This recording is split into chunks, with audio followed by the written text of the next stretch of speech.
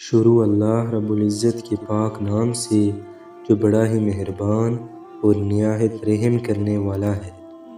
عبد الملک بن عمیر رضی اللہ تعالیٰ عنہ حضور اقدس صلی اللہ علیہ وسلم کا ارشاد نقل کرتے ہیں کہ سورہ فاتحہ میں ہر بیماری سے شفا ہے۔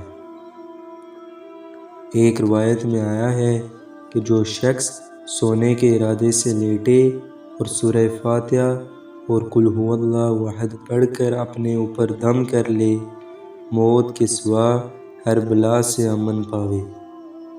ایک روایت میں آیا ہے کہ سورہ فاتحہ ثواب میں 2/3 قرآن کے برابر ہے۔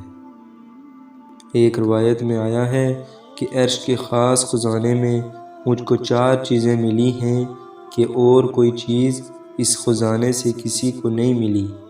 نمبر 1 سورہ فاتحہ، آیت الکرسی، سورہ بقرہ کی آخری آیت اور سورہ کوثر۔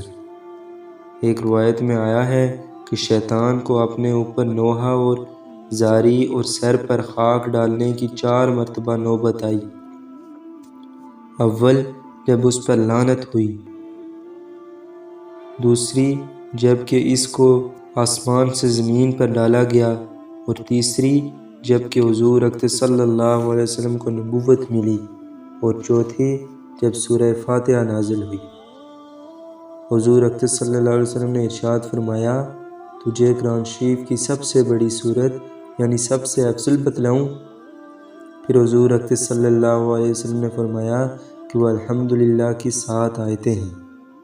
اللہ پاک ہمیں زیادہ سے زیادہ قرآن پاک پڑھنے کی توفیق عطا فرمائے اور سورہ فاتحہ پڑھنے کی توفیق عطا فرمائے۔